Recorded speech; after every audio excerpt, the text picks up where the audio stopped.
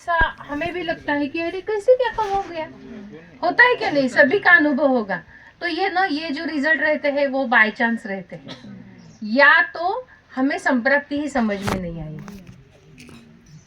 और धन्वंतरी कृपा आशीर्वाद से हो गया काम, ऐसा भी हो सकता है। तो इसलिए सभी जो काम किया है, अच्छा किया है, गलती हुई है, सक्सेस है, नहीं है, तो उसका अभ्यास करना चाहिए।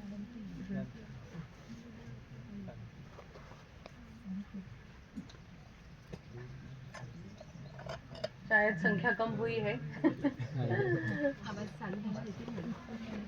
केले की सब्जी का चालू करता होता।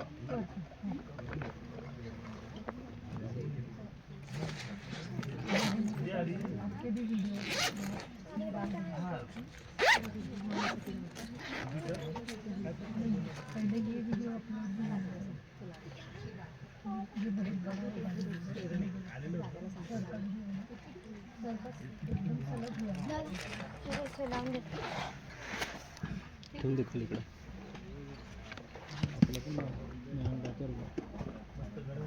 अभी हमने देखा रस के बारे में, देखा दोष, देखा रस का संयोग से प्रभाव देखा, और रस दोष विकार प्रभाव से हमने औषध आहार के हेतु भी समझने का प्रयास किया है और औषधि का चयन भी।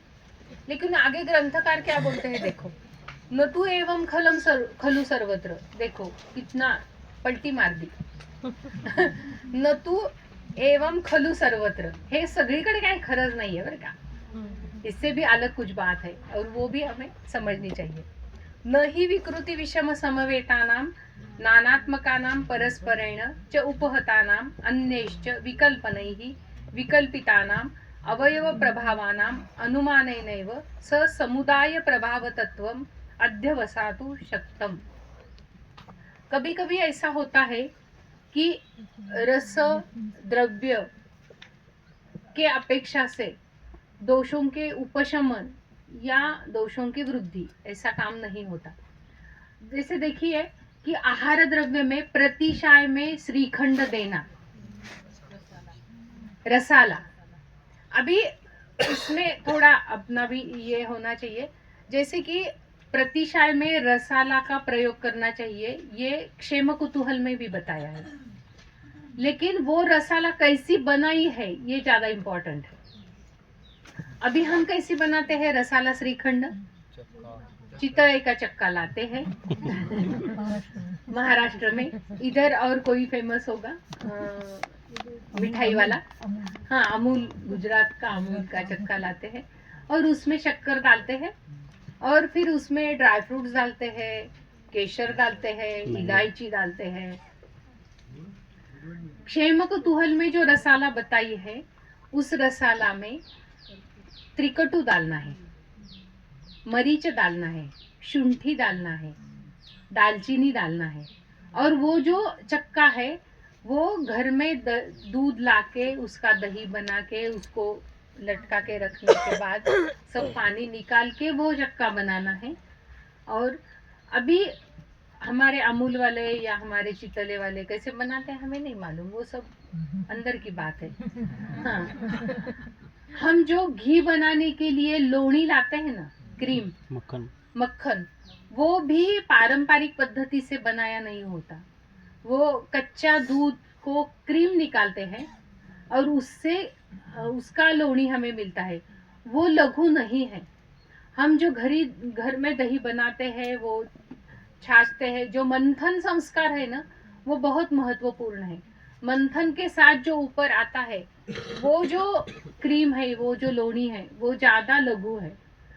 अभी देखिए ये सब अगर सोचने लगेंगे तो क्या खाएंगे, कैसे जिएंगे, क्या करेंगे, इतनी सारी परेशानियां हमारे सामने आ जाएंगी। तो उसके लिए क्या करना चाहिए, उसके लिए सबसे महत्वपूर्ण है जो द्रव्य प्रभावतः तो काम होने वाला ही है, लेकिन जो द्रव्य मिल रहे हैं वो शायद आहारीय द्रव्य, औषधि द्रव्य का उतना चिकित्सक विचार से अगर हम विचार करते गए तो कभी कभी नाराजी भी आ सकती है, क्या हमें मिल रहा है, लेकिन वो बात थोड़ा 50% हम बाजू रखेंगे। लेकिन शरीर में भी कभी कभी ऐसा विकृति विषम समवाय के परिणाम मिलते हैं। समसमान परिणाम होते हैं, वैसे विकृति विषम समवाय भी परिणाम होते हैं। उसके कुछ उदाहरण भी इस टीका में दिए हैं, जैसे कि तंडुलिकीय का उदाहरण है या तिल का भी उदाहरण है। तो ये अभ्यास पूर्ण पहले भी ऐसे दिखाई देता था कि उसके दोषों के ऊपर जो परिणाम होता है कभी कभी वो अलग ही होता है। तो उसका भी युक्ति से प्रयोग करना चाहिए। अभी युक्ति से प्रयोग करना चाहिए। तिल का प्रयोग हम शीत ऋतु में तिल का प्रयोग करना चाहिए। जैसे कि अभी जनवरी में जो संक्रांत सण आता है वहां पर तिल का प्रयोग होता है। वैसे वो पित्त वृद्धिकर है, लेकिन उस ऋतु में वो योग्य है। तो इस प्रकार से इसको समझना ये बहुत आवश्यक है। तो ये और दूसरी और एक बात है कि इसके अलावा और एक तत्व है, वो है समुदाय प्रभाव तत्व। यहाँ पर दिया है, देखो, समुदाय प्रभाव तत्वम अध्यवसातुम शक्यम। तो समुदाय इसका अर्थ एकत्रीकरण, दोनों का, तीनों का। कभी रसों का एकत्रीकरण होता है, कभी द्रव्यों का भी एकत्रीकरण होता है। कभी कभी हम कुछ पदार्थ बनाते हैं, उसमें रसों का एकत्रीकरण किया जाता है, कभी दो द्रव्यों का भी एकत्रीकरण होता है। उसका ही एक प्रभाव, कार्य अलग सा दिखता है। जैसे आहारीय द्रव्य में मैंने रसाला का उदाहरण दिया, वैसे औषधि द्रव्यों में बहुत बार ऐसा होता है कि हम बहुत बड़े पाठ देखते हैं औषधि द्रव्यों के, ग्रंथोक्त पाठ होते हैं। उसमें कभी कोई उष्ण द्रव्य है, कोई शीत द्रव्य है। कई द्रव्यों में कुछ औषधि का प्रयोग होता ही है। जैसे कि विष द्रव्य है तो टंकन होता ही है। कुछ औषधि आरिष्ट में प्रक्षेप होता ही है। प्रक्षेप में ज्यादातर क्या द्रव्य होते हैं? त्रिकटु रहता है, त्रिकटु रहता है, एला रहता है, किंवा चातुर्जात रहता है। तो ये सभी द्रव्यों का एक विशिष्ट प्रभाव उसमें होता है। अभी आसवारिष्ट ये जो कल्पना है, आसूत कल्पना है। उसमें से आसूतीकरण के कारण अग्नि की वृद्धि तो होती है, थोड़ा पित्त भी बढ़ता है।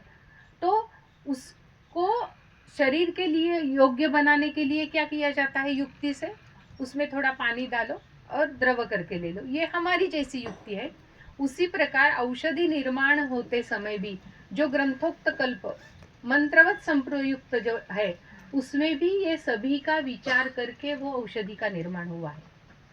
अगर हम समझेंगे कि ये इतने सारे नहीं, मैं ये निकाल देता हूँ, ये नहीं डालूंगा, मैं ये ज्यादा डालूंगा, तो अपने आप ऊहन से ये कर सकते हैं, लेकिन वो कस्टमाइज एखादे रुग्ण के लिए होगा।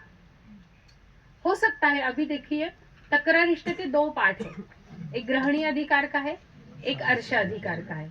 अर्श अधिकार का जो है वो तीक्ष्ण है, ग्रहणी अधिकार से ज्यादा तीक्ष्ण है। और वो अगर हमने इसमें दे दिया तो, क्योंकि उसमें क्षार है, जैसे आपने बताया कि तिक्त रस से भी पित्त का परिणाम अलग होता है, उसी प्रकार है। तो इस प्रकार से ये औषधि द्रव्यों का संयुक्त समुदाय प्रभाव भी हमें समझना आवश्यक है। और इसके लिए ये जो टीका दी है यहाँ पर इस 10वें श्लोक की, वो बहुत बड़ी टीका है। उसमें से दो बात ही मैं यहाँ पर बताऊंगी। मधुरे तंडुलिके ये मधुरो ही प्रकृत्या स्नेह वृक्षत्वादि कराहा। अभी मधुर रस का प्रकृतितः क्या है कि उसने शरीर में स्नेह का कर्म करना चाहिए और वृक्षत्व निर्माण करना चाहिए। तंडुलीय के तू विकृति समसमत्वेन तत् न करोति, वो नहीं करता है। ये एक उदाहरण यहाँ पर दिया है। विषम समवेतास्तु तिले कषाय कटु तिक्त मधुराः यदि हिमे रसाः समया, शीत ऋतु में हिमे रसाः समया मात्रया समवेताः। अलग पहले जो अंडरलाइन बात बताई है, सम्मत उपयुज्यमाना मात्रावत, वो तो है ही। मात्रया समवेताः स्युः तत्तिलो अपि पित्तश्लेष्म हर त्रिदोष हरो वा स्यात्। और अन्य ऋतु में या अन्य प्रमाण में तिल का सेवन किया तो वो पित्त वृद्धि कर है, श्लेष्म वृद्धि कर भी है स्नेह के कारण, और वो कृमि जनन भी है। आया ना समझ में? तो ऐसे सभी द्रव्यों का हमें अभ्यास करना चाहिए। एक तो समुदाय से उसमें क्या अलग प्रभाव दिखाई देता है, और कुछ द्रव्यों का जो उदाहरण यहाँ पर दिया है वो देना चाहिए। अभी एक व्याख्या, संप्राप्ति की व्याख्या हमें मालूम है, कौन सी? स एव कुपितो दोषः समुत्थान विशेषतः स्थानांतरगतश्चैव विकारान कुरुते बहु। ये हमें बाय हार्ट है। क्या है कि स एव कुपितो दोषः, स कुपितो दोषः, ऐसा मैंने पढ़ा। स कुपितो दोषः समुत्थान विशेषता, उसको स्थान मिल गया। कुपितो दोषः को स्थान मिल गया। स्थानांतरगतश्चैव, अन्य अन्य स्थान में अन्य अन्य व्याधि करेगा। श्लेष्मा ऊर्ध्व जत्रुगत में गया तो प्रतिशाय करेगा। कुपित श्लेष्मा त्वक मांसांतर गया तो विचर्चिका करेगा। कुपित बहु अबद्ध श्लेष्मा संपूर्ण शरीर में विसृप्त हो गया तो प्रमेह करेगा। आया ना समझ में? स्थानांतरम गतश्चैव विकारान करुते बहु। लेकिन ये कौन सा प्रकुपित है? स एव कुपितो देशमा, यथा समुत्थान तथा प्रकुपितो। समुत्थान इसका अर्थ क्या है? हेतु। जिस हेतु से, अगर केवल एक दिन में दही खाया और श्लेष्मा प्रकुपित हुआ, पित्त नहीं, मेरा श्लेष्मा थोड़ा बड़े, श्लेष्म की प्रकृति है, पित्त का नहीं प्रकोप हुआ, श्लेष्मा का ही प्रकोप हुआ, तुरंत प्रमेय होगा क्या? नहीं होगा।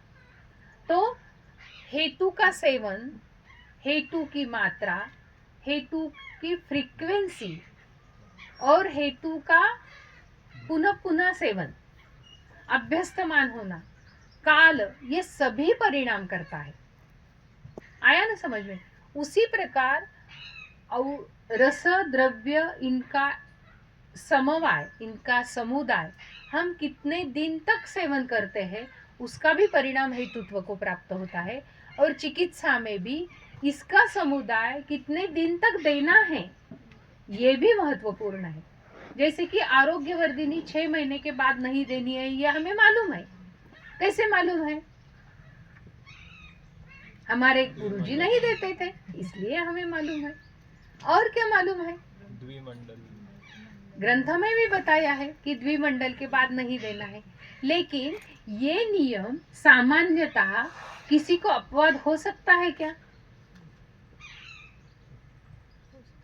हो सकता है। किसी को अपवाद होगा? मेदस्वी को उससे ज्यादा भी देना पड़ेगा। किसको कम देना पड़ेगा? पित्त प्रकृति, अपतर्पण जन्य व्याधि, इनको इससे भी कम देना पड़ेगा। तो ये सभी बातें कैसे समझ में आती है? ये अनुभव के साथ ही समझ में आती है। तो ये समसमवाय, विषम समवाय, उसका प्रभाव ये हमें समझना आवश्यक है। अभी यहाँ पर क्या दिया है कि ये संप्राप्ति की व्याख्या दी, उसके आगे क्या दिया है? अस्मिन् व्याख्याने रसानां दोषाणां च य उत्कर्ष अपकर्ष कृतो विषम समवायः पृथक् उच्यते।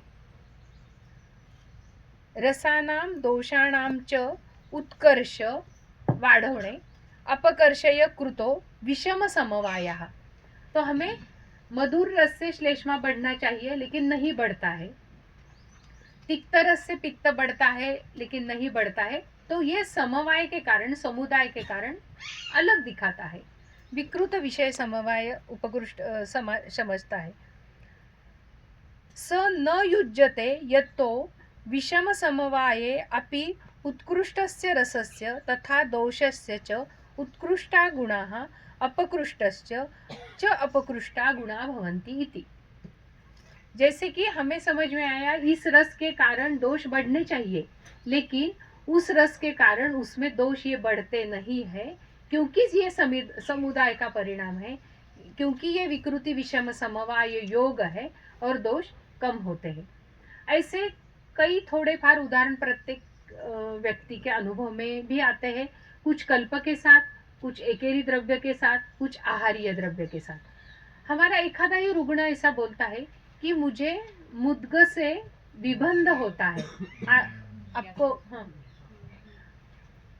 और हमने तो उसको वमन दिया है, विरेचन दिया है और मुद्गयुष बता रहे हैं और वो विबंध हो रहा है, ऐसा समझ में आता है। तो उस रुग्ण में वो विकृति विषम लक्षण दिखाता है। वो मुद्ग वैसे तो नित्य सेवनीय है, सर्व समावेशक है, लेकिन उसको वो वात प्रकोप करेगा। तो इस प्रकार से हमें ये एक द्रव्य, एक रस और एक समुदाय भी समझना चाहिए। तथा युक्ते ही समुदाये समुदाय प्रभाव तत्वम एव उपलब्ध ततो द्रव्य विकार प्रभाव तत्वम व्यवस्थित। अभी ऐसा समझ में आ रहा है कि विशिष्ट रस के समुदाय कुछ अलग दिखा रहे हैं। तो उसका अर्थ क्या होगा कि ये द्रव्य प्रभाव है। कैसा है? तथा युक्ते ही समुदाय समुदाय प्रभाव तत्वम एव उपलब्ध ततो द्रव्य विकार प्रभाव तत्वम व्यवस्थित।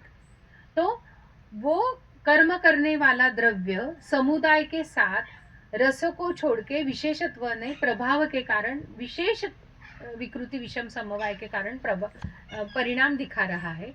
उसी प्रकार द्रव्य भी विकार प्रभाव तत्व को समझने से हम ऐसे द्रव्यों से भी चिकित्सा कर सकते हैं। ये उसका अर्थ है।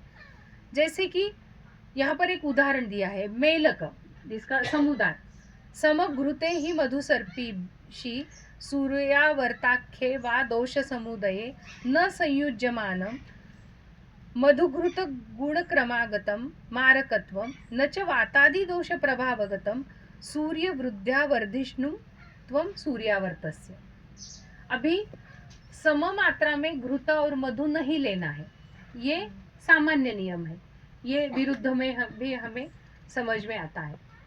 तो सूर्यावर्त जैसा व्याधि है या घृत और मधु ये एकत्रित मिलित के होने के कारण जो परिणाम होता है वो दोषों की वृद्धि का परिणाम है, दोषों के ऊपर उसका परिणाम होता है।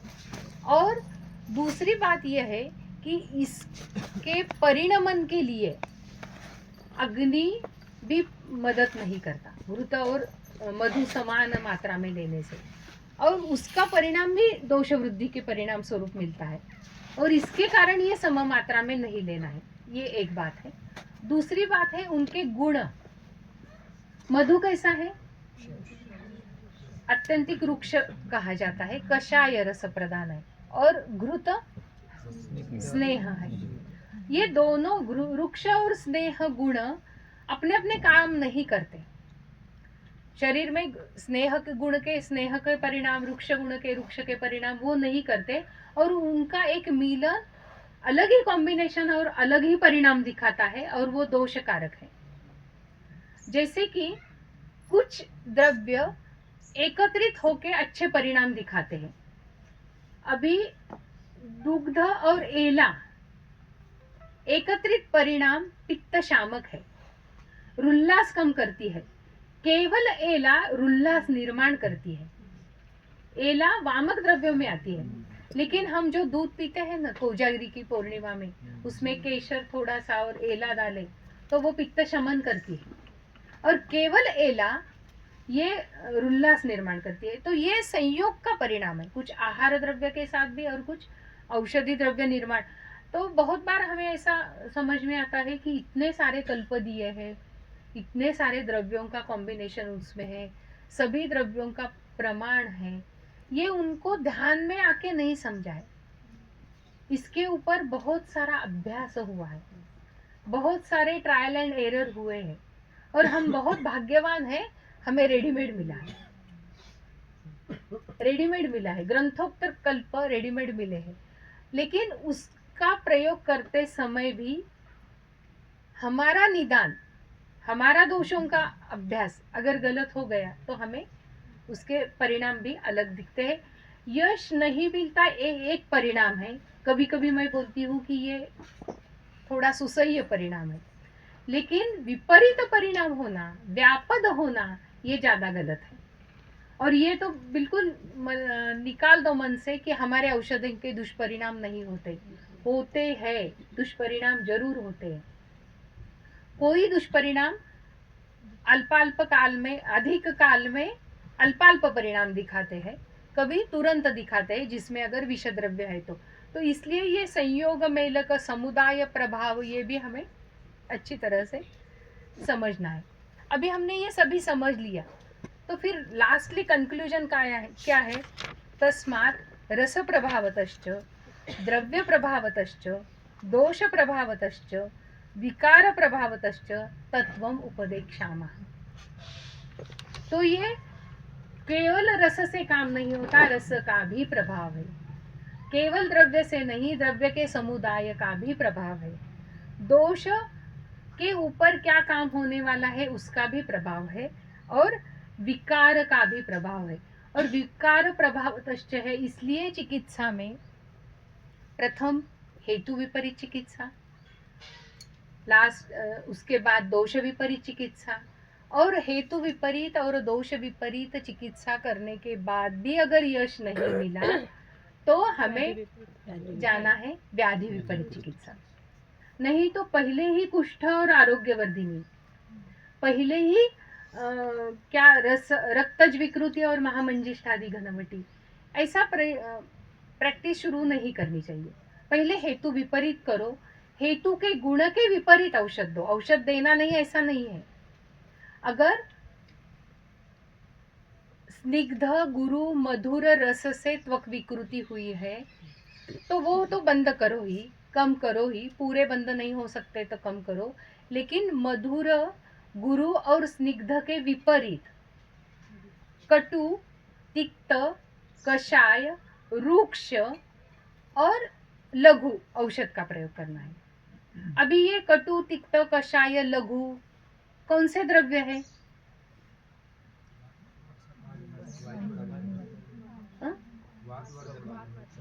हाँ, लेकिन द्रव्य पूछ रही हूँ, कौन से द्रव्य है?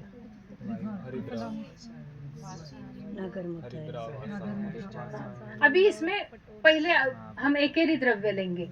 सबसे महत्वपूर्ण द्रव्य है त्रिफला। वो रूक्ष भी है, पंचरसा है, उसमें अमल की, अलवणा है, रूक्ष भी है, क्लेद शोषण करने वाली है। उसके साथ साथ एक पाचन करने वाला धर्म का औषध आता है मुस्ता। उसके साथ साथ और एक अच्छा द्रव्य आता है वो विडंग। उसके साथ और भी आता है सप्तपर्ण। उसके साथ और भी आता है दारू हरिद्रा। उसके साथ और भी आता है गुड़ूची। ये सब क्या हो गया? ये त्रिफलाद्य कषाय ही हो गया ना। वो सब पाठ ग्रंथ में बताया है, संतर्पणीय अध्याय में बताया है। उसमें और भी द्रव्य है, अतिविषा है, आरगवध है, 13 द्रव्य है। तो इस प्रकार से ये कॉम्बिनेशन से कल्प बना है। आया ना समझ में? तो ये बात हमें समझ के चिकित्सा करनी चाहिए। तो मैंने एक वाक्य पहले भी बताया था कि हमारा जो आहार है वो रस से काम करता है, लेकिन हमारा जो औषध है वो वीर्य, विपाक और प्रभाव से काम करता है। पहली अवस्था में अगर 2-3 दिन का व्याधि का इतिहास है तो वीर्य, विपाक, प्रभाव से काम करने वाले औषधि द्रव्यों का प्रयोग होगा। लेकिन अनुबंध व्याधि संप्राप्ति का भी बहुत ज्यादा लंबा है। 2-4 जगह जाके औषध लेके अनुपशय के साथ रुग्ण हमारे पास आया है तो हमें प्रभावतः ही काम करना पड़ता है। दूसरी बात, अत्यधिक लक्षण है, पेशेंट बहुत बेचैन है, तो तभी तात्काल लक्षण विपरीत भी करने में कुछ गलती नहीं है। लेकिन मैं मेरा अनुभव बताती हूँ कि लक्षण विपरीत, व्याधि विपरीत करते समय हेतु को दूर करना, हेतु बंद करना, इससे तुरंत यश मिलता है। अभी इसके लिए बहुत सारे वैद्य बहुत सारे ट्रिक भी लगाते हैं। मैं मेरी ट्रिक बताती हूँ। मैं क्या करती हूँ कि बहुत सारे संतर्पण के हेतु के रुग्ण हैं, चाहे कुष्ठ हो, प्रमेह हो, वातरक्त हो या लंबर स्पॉन्डिलाइटिस या कुछ और ऐसे माइग्रेन, ये सब निदान लेके आए हो, लेकिन संतर्पण के हेतु है, तो मैं उनको एक बात बताती हूँ, आज से 3 दिन आपको सिर्फ मुद्गयूष पे रहना है। 3 दिन में आमाशय स्वच्छ होता है, अग्नि उद्दीप्त होने लगता है। लेकिन पेशंट का बाद में फोन आता है, हाँ मुगाचं कढण घेते पण एक सफरचंद खाऊ का? तो उनको पहले मुद्गयूष देते समय ही ये बताना है, आपको कच्चा कुछ नहीं खाना है, दूध का कुछ नहीं खाना है, चावल की कोई भी विकृति खानी नहीं है, और होटल का मंगा के कुछ खाना नहीं है, घर का ही खाना है। तो उनको मुद्गयूष बनाना ही सबसे इजी लगता है। तो ये ट्रिक है। कभी कभी कुछ रुग्णों को केवल ज्वार की रोटी मूंग की दाल में उसको बारीक करो, थोड़ा सा घी डालो, ऐसा भी बोलती हूँ। तो ये युक्ति से क्या होता है, आमाशय स्वच्छ होने लगता है, अग्नि प्रदीप्त होने लगता है, और एक बार अग्नि प्रदीप्त होना शुरू हो गया ना तो हमारा काम बहुत अच्छा होता है, बहुत इजी हो जाता है। तो इस प्रकार से चिकित्सा में कभी कभी ट्रिक्स लगाने पड़ते हैं, लेकिन द्रव्य प्रभाव का एक अलग महत्व है। व्याधि विपरीत चिकित्सा करने की भी एक अलग स्टेज आती ही है, और वो करनी ही पड़ती है। जैसे कि मेरा एक उदाहरण मैं बताती हूँ। मेरे पास सोरियासिस के पेशेंट थोड़े ज़्यादा आते हैं। मेरे एक रुग्ण को मैंने वमन दिया, विरेचन दिया, रक्तमोक्षण किया, सभी हेतु उसने बंद किए, लेकिन उसको कुछ भी परिणाम नहीं मिल रहा था, और इतनी इचिंग और घृष्टे विमुंचिता ये लक्षण था। तो फिर मैंने सोचा कि कुछ स्थानिक चिकित्सा में बदल करना चाहिए। पहले मैं तो कॉमनली पारिभद्र तैल, निम्ब तैल, यष्टि तैल, करंज तैल ये यूज करती हूँ। ये नाल पामर आदि अर्क तैल मैं नहीं यूज करती थी। फिर मैंने मेरे एक सर के साथ बात की, फिर उन्होंने मुझे बताया अगर आपको श्लेष्मा का क्षय करना है तो अर्क तेल यूज करो। अगर वात प्रकोप के कारण तू बोल रही है मैंने सब किया, वमन किया, विरेचन किया, बहुत बड़ी बात है, लेकिन हो सकता है अपतर्पण ज्यादा हुआ है क्या, तो उसको अभ्यंतर भी थोड़ा सा शमन स्नेह शुरू कर। और दूसरी बात, स्थानिक भी लगाने के लिए स्नेह धर्म का क्रीम बता देता हूँ मैं, नाल पामर आदि क्रीम यूज कर, सहस्त्र योग का पाठ है, तब तक मैं नहीं यूज करती थी। और फिर मुझे समझ में आया जब मैंने वमन प्लान किया था तब सभी संतर्पण के हेतु थे। उसने वमन लिया, संसर्जन क्रम किया, फिर थोड़े दिन शमन की चिकित्सा की, फिर अल्प स्नेहपान करके विरेचन किया, और तब से जाके वो पथ्य पालन कर रही थी। संतर्पण के कुछ भी हेतु नहीं थे। मैं पहले यहाँ थी, और जब मैं यहाँ आ गई तब भी मेरे दिमाग में है ये दही खाती है, ये खाती है, और इसलिए मैं अपतर्पण ही कर रही थी। ये मेरी गलती थी। और जब से मैंने पंचतिक्त घृत शमन स्नेह में उसको देने शुरू किया, नाल पामर आदि क्रीम लगाने को बताया, तो उसको रिजल्ट आ गए। और सर ने सिर्फ फोन पर यही बताया था, अगर तुझे और भी लगता है कि उसको कंडू का कारण श्लेष्मा है तो अर्क तेल पे जाना है, और अगर तू विचार करके अगर लग रहा है कि ये श्लेष्मा नहीं है तो तुझे नाल पामर आदि देना है। केवल 3 या 4 दिन में नाल पामर आदि से कंडू कम हो गया, और बाकी पूरे शरीर में स्नेहन के लक्षण दिखने के लिए 150 ग्राम का पंचतिक्त घृत शमन मात्रा में स्नेहन दी। तो मैं ये बोलती हूँ कि हमारी गलतियां हमें सुधारती है। कभी कभी हमारे दिमाग में बहुत फिट हो जाता है, ये बहुत दही खाती होगी, इसलिए पहले जजमेंटल नहीं रहना चाहिए, पहले निर्णय करके नहीं लेना चाहिए। और ये गलती होती है ना, होती है। कभी कभी हम आयाम विस्तार देख के को बहुत कुछ समझ सकते हैं, वैसा नहीं होता। कभी कभी अत्यंत कृश रुग्ण भी बहुत बड़े श्लेष्मा के हेतु करते हैं। आया समझ में? अभी तत्र एषः रस प्रभाव उपदिष्टो भवति, द्रव्य प्रभावं पुनः उपदेक्षामः। तैल सर्पी मधुनि वातपित्त श्लेष्म प्रशमनार्थानि द्रव्याणि भवन्ति। अभी यहाँ पर देखो, डायरेक्टली द्रव्य प्रभाव के कुछ द्रव्य हमें बता दिए हैं। कौन से? तैल, सर्पी और मधु, ये 3 महत्वपूर्ण द्रव्य 3 दोषों के लिए बता दिए हैं, वात पित्त श्लेष्म प्रशमन के लिए। लेकिन हमें चिकित्सा में इनको बेसिक रखे, इनको मूल सिद्धांत रख के इसके हमें अन्य विकल्प करने पड़ते हैं। जैसे कि मधु उदक किसको देना है, मधु अनुपान किसको देना है, मधुचर्या किसको देनी है। सही में ना, मधुचर्या देने के लिए बहुत बलवान अग्नि होना चाहिए। श्लेष्मा अधिक है लेकिन अग्नि भी बलवान है, ऐसे व्यक्ति को ही हम मधुचर्या दे सकते हैं। जिनको अल्प श्लेष्मा है, श्लेष्म काल का औषध है, उसको मधु अनुपान देना है। और वसंत ऋतु है या वसंत ऋतु नहीं होते हुए भी श्लेष्मा बढ़ रहा है, तो पानी से भी अगर श्लेष्मा बढ़ता है ना, तो मधु उदक दो।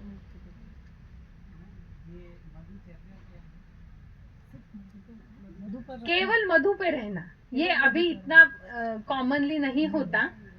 जैसे कि कुटी प्रावेशिक रसायन जैसा अलग बात है, वैसे ये है। हाँ? नहीं, मैंने देते हुए भी नहीं देखा है, मैं उदाहरण के तौर पर ये बता रही हूँ। मधु का ऊपर इंटेंसिटी का प्रयोग है। अभी वसंत ऋतु की चर्या में पानी भी कैसे पीना है, तो वो मधु उदक है। अभी देखो वसंत ऋतु में क्या होता है, थोड़ा सूर्य का तप्तता बढ़ती है, गर्म पानी पियो, गर्म पानी पियो, सभी लोग नहीं पी सकते, तो श्रुत शीत जल देना है। और श्रुत शीत होने के बाद उसमें शहद डालना है। ये ऋतुचर्या बताई है। और इससे वसंत में जो प्रकोप की शुरुआत होती है वो भी कम हो जाती है और श्लेष्मा के व्याधि भी नहीं बढ़ते। जिनकी श्लेष्म प्रकृति है, जिनकी श्लेष्म अपचारज प्रकृति है, उनको तो ये श्रुत शीत जल मधु डाल के बहुत अच्छा काम करती है। कभी ऐसा हो सकता है, मैं ऐसा बोलती हूँ कि सवेरे 9 बजे तक आप जब तक घर में हैं तब तक मधु उदक ले लो, 5 बजे के आने के बाद ले लो, बीच में आप श्रुत शीत जल ले लो, इससे अच्छा फायदा होता है। तो ये 3 द्रव्यों का मैंने बताया। अभी तत्र तैलम स्नेह औष्ण्य गौरव उपपन्नत्वात् वातम जनयति सतत अभ्यस्यमान। वातो ही रौक्ष शैत्य लाघव उपपन्नो विरुद्ध गुणो भवति। विरुद्ध गुण सन्निपाते ही भूयसाम अल्पम अवजीयते तस्मात् तैलम वातम जयति सतत अभ्यस्यमान। यहाँ पर देखिए सतत अभ्यस्यमान ये शब्द 2 बार आया है। हेतु सतत अभ्यस्यमान और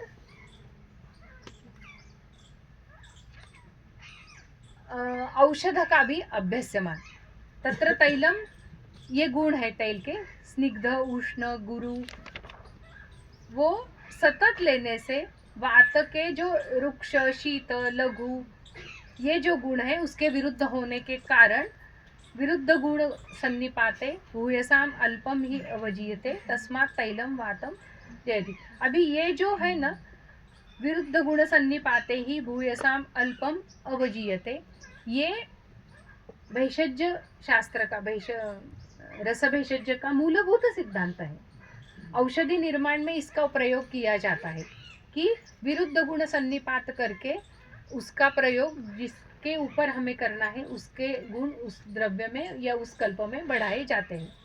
सर्पि ही खलु एवं एवं पित्तम जयति माधुर्यात् शैत्यात् मंदत्वाच्च पित्तम ही मधुरम अमधुरम उष्णम तीक्ष्णम च मधु च श्लेष्माणं जयन्ति रौक्षात् तैक्ष्ण्यात् कषायत्वाच्च श्लेष्मा ही स्निग्धो मंदो मधुरश्च। श्लेष्मा स्निग्ध मंद और मधुर है और उसके विरुद्ध मधु है, वृक्ष है, तीक्ष्ण है और कषाय है, इसलिए वो उसके विरुद्ध गुण होने के कारण उसका शमन करने के लिए समर्थ है।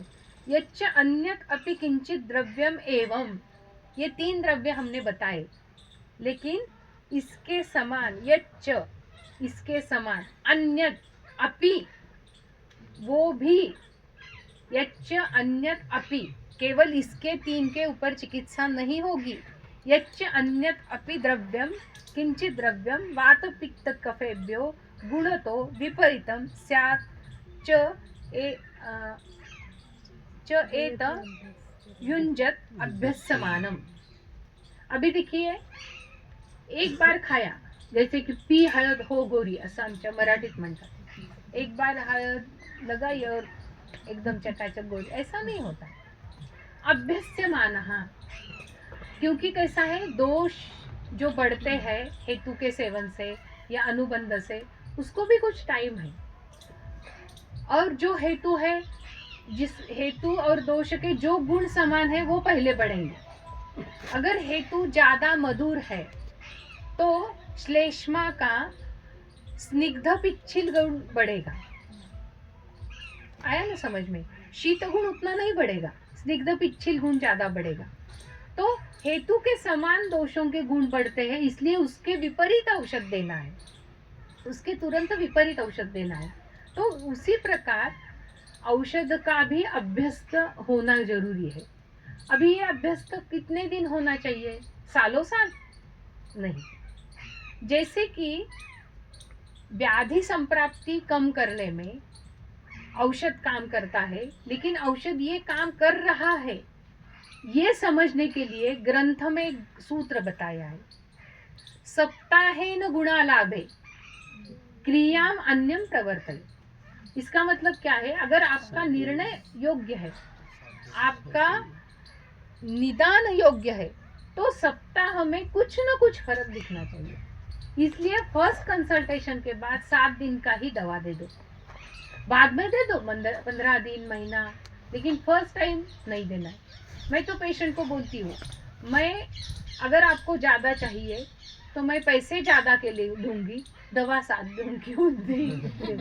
पेशेंट बहुत ज़्यादा बोलते हैं, इतने दूर से कैसे आना, गाड़ी नहीं आती, आपको तो मालूम है पुणे का ट्रैफिक कितना है, मैं जॉब को जाती हूँ 7 बजे आती हूँ, आप तो 8 बजे बंद कर देते हैं. बहुत सारे. तो लेकिन फर्स्ट कंसल्टेशन में 7 दिन का, क्योंकि हमारी गलती तब ही हमें समझती है, बाद में नहीं समझेगी, क्योंकि हमने उसके ऊपर हेतु विपरीत का अच्छा काम किया है. वो हेतु बंद करते हैं तो भी कम होता है, क्योंकि ग्रंथ में भी बताया है, चिकित्सा प्रावृत से किम. सब हेतु बंद किया तो हमारा क्या काम है? हेतु बंद करने से ही स्वभाव उपरमः, व्याधि का स्वभाव सा है ही उपरम होता है. संप्राप्ति भंग करने के लिए हमारी औषधि और दूसरा हमारा उसके साथ रैपो डेवलप, उसके साथ बोलना, ये भी काम आता है, जरूर काम आता है. तो इसलिए पेशेंट के नज़दीक जाना जरूरी है, उसके साथ रैपो डेवलप होना जरूरी है. और कभी कभी मुझे भी लगता है मैंने तो कुछ नहीं दिया और कैसे क्या कम हो गया, ऐसा भी लगता है. मैंने जैसे बताया, बाय चांस होता है कि क्या मालूम नहीं, क्योंकि रिसर्च में एक टेस्ट है, सिग्निफिकेंट भी आती है और बाय चांस भी सिग्निफिकेंट आती है, उसी प्रकार भी होता है.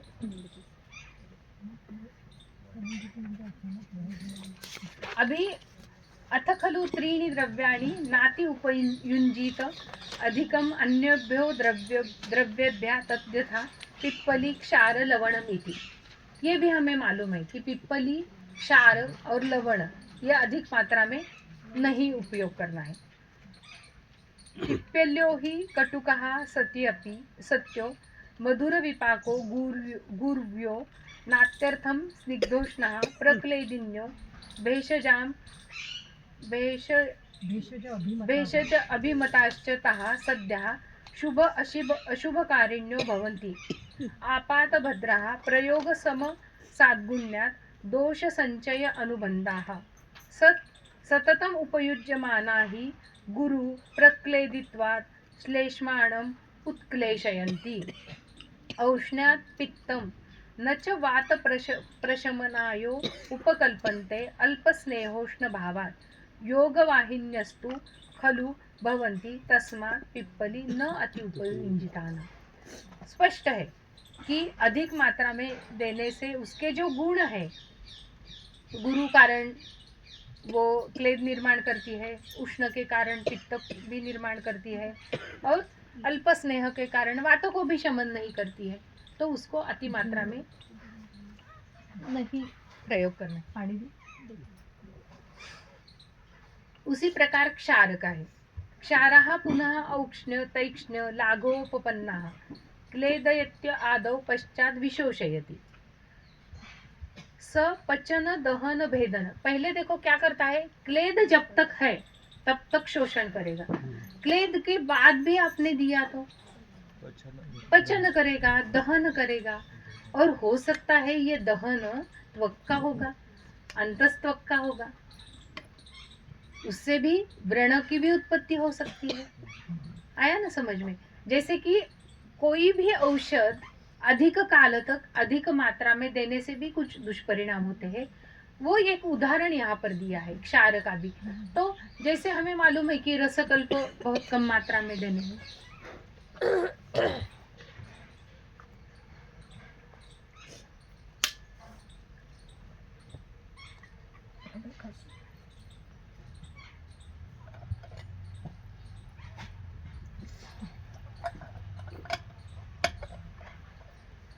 ये जो क्षार की बात है, अति काल तक इसका उपयोग नहीं और अधिक मात्रा में भी उपयोग नहीं करना है।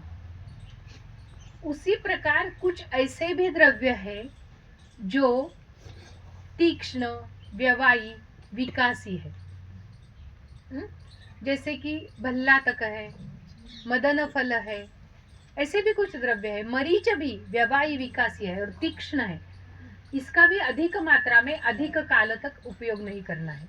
तो ये 3 द्रव्य उदाहरण के तौर पर दिए हैं, लेकिन उसका स्पष्टीकरण भी यहाँ पर किया है।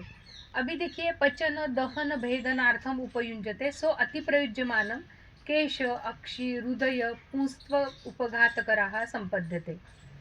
ये ही एन ग्राम नगर निगम जनपदाः सततम उपयुज्यते तम आंध्य शांड्य खालित्य पालित्य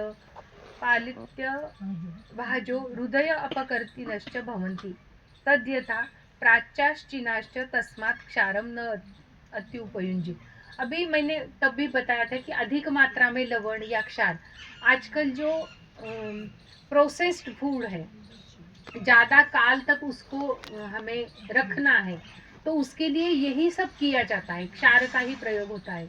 और अधिक मात्रा में क्षार और अधिक मात्रा में मधुर रस, ये छोटे बच्चों के भी खाने में आजकल आता है। बेकरी प्रोडक्ट के साथ या वेपर्स या जो चिप्स रहते हैं उसमें से, या कैंडी, शुगर कैंडी, चॉकलेट्स इसके साथ जाता है। हमें लगता है कि इतना सा तो है, लेकिन वो जीव तो भी इतना सा भी रहता है ना और हर रोज उसको इतना सा उसका अभ्यास समान होता है। आया ना समझ में? हर दिन के आहार में लवण होना चाहिए, लेकिन हर दिन अगर क्षार गया तो, थोड़ा सा तो भी क्षार गया तो उसका निश्चित रूप से परिणाम अक्षि, केश, त्वचा के ऊपर होता है। आजकल हमें दिख रहे हैं कि बहुत जल्दी ग्रेइंग ऑफ हेयर्स होता है, बहुत छोटे छोटे बच्चों को अक्षि दृष्टिमांद्य हो रहा है। इसके और भी कुछ कारण हैं, कोविड के कारण ये सब जो डिवाइसेस है वो भी है, लेकिन ये भी ज़्यादा मैंने लास्ट मंथ में भी मेरे एक फ्रेंड्स के ही लड़की की हिस्ट्री सुनी, मैंने उसको देखा नहीं है। वो 3 साल की है, पहले उसको ग्रेइंग ऑफ हेयर्स हुए एक ही पैच के ऊपर, और 10-12 हेयर्स हुए, और 1 महीने के अंदर वो स्काल्प भी वाइटिश हो गया। तो एलोपैथी के डॉक्टर ने उसको ल्यूकोडर्मा डायग्नोसिस किया, और उसके आहार में हर दिन वेफर्स, हर दिन टोमेटो सॉस भी बहुत अधिक मात्रा में जाता है, और वो भी बहुत गलत है, क्योंकि आपने देखा है टोमेटो अम्ल रसीय है, और जो टोमेटो सॉस के लिए उपयुक्त होते हैं वो पहले ही अभिसंधि होते हैं। अच्छे अच्छे टोमेटो सब बाजार में आते हैं, जो सड़े कुजे होते हैं वो सॉस के लिए जाते हैं, तो पहले से ही उसमें अभिसंध शुरू हुआ है। तो ये काल का परिणाम जो द्रव्यों के ऊपर होता है ना, तो वो ये इस प्रकार से क्लेद निर्मित का ही है। हमें लगता है कितना अच्छा लगता है, उसको क्षार डाल दिया, सोडियम साइट्रेट डाल दिया, 10-8 महीने तो वो अच्छा रहता है, लेकिन उसमें पहले प्रवृत्ति तो शुरू हुई है। तो इस प्रकार से हमें, तो वो लड़की में टोमेटो सॉस और वेफर्स इसकी बहुत ज़्यादा मात्रा में सेवन का एक इतिहास मिला, उन्होंने वो कम किया है, लेकिन अभी मैंने उसको प्रत्यक्ष नहीं देखा, लेकिन उतना उपशय भी नहीं है।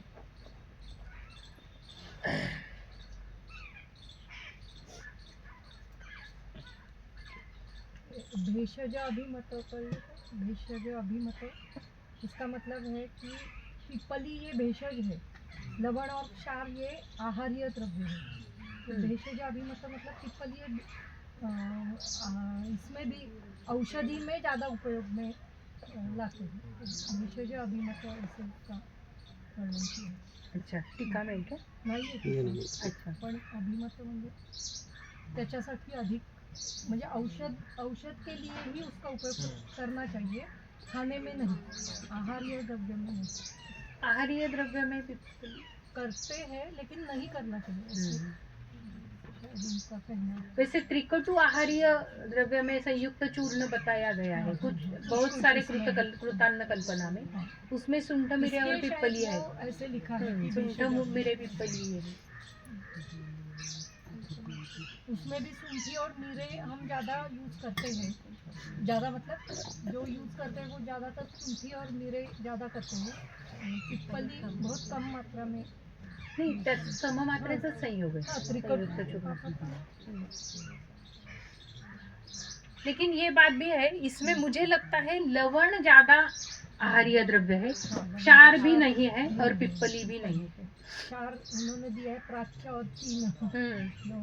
तस्मात् क्षारम प्राचीन प्राचीन है। प्राच्य मतलब पूर्व देश में, पूर्व हमारे से पूर्व हाँ, प्रदेश में इसका उपयोग होता है। और चीन देश का वर्णन है, चाइना। अभी क्षार का जो एक परिणाम है ना, वो हृदय अपकर्तिनम इति है। हृदय परिकर्तनम रूपम वेदना युक्ता। अभी हृदय के वेदना का वर्णन ना बहुत जगह बहुत अलग अलग है। अभी ये यहाँ पर विषय नहीं है, लेकिन ये टीका में दिया है, इसलिए मैं बोलती हूँ कि रुद्रव, रुत्शूल, रुत्स्पंदन, रुद्गौरव, हृदयम ताम्यति, रुद्गौरव, ऐसे बहुत सारे हैं। और रस क्षय और रक्त क्षय में ये सभी अलग अलग प्रकार से समझे जाते हैं। मेरा जो पीएचडी का विषय था, मैंने रस और रक्त क्षय के रुग्णों को एक आहार्य द्रव्य दिया था, और तब ये सभी लक्षणों का अलग अलग विश्लेषण करने का मैंने प्रयास किया था। लेकिन हम ये लक्षण रुग्णों में केवल प्रश्न परीक्षा से समझने में उतने समाधानी नहीं हो सकते। अभी रुद्रव और रुत्स्पंद पेशेंट नहीं अलग अलग से बता सकता।